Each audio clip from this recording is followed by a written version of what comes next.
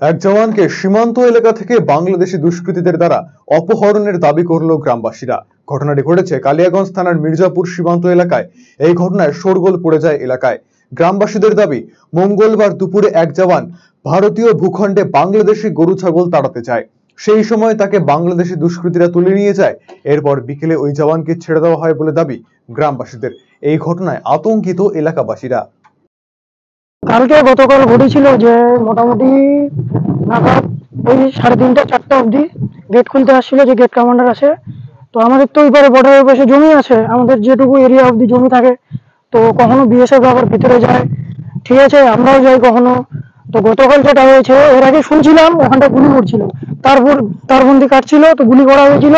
সে আক্রোশটার মাধ্যমে হয়তো সেই ঘটনাটা কালকে ঘটেছে, ঠিক আছে। পরিস্থিতির শিকার হয়েছে কালকে হয়েছে বিএসএফ ছাগল টাগল পড়ছিল আমাদের ক্ষেতের মধ্যে।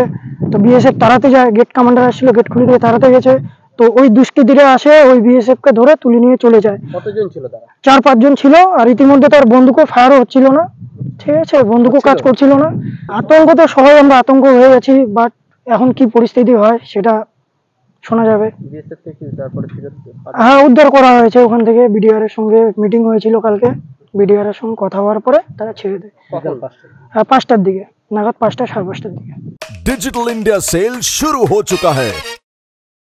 इंस्टेंट डिस्काउंट, सबसे कम दाम, पाए नो कॉस्ट EMI, बेहतरीन आफ्टर सेल सर्विस और बेमिसाल एक्सचेंज वैल्यू। आज ही रिलायंस डिजिटल आइए।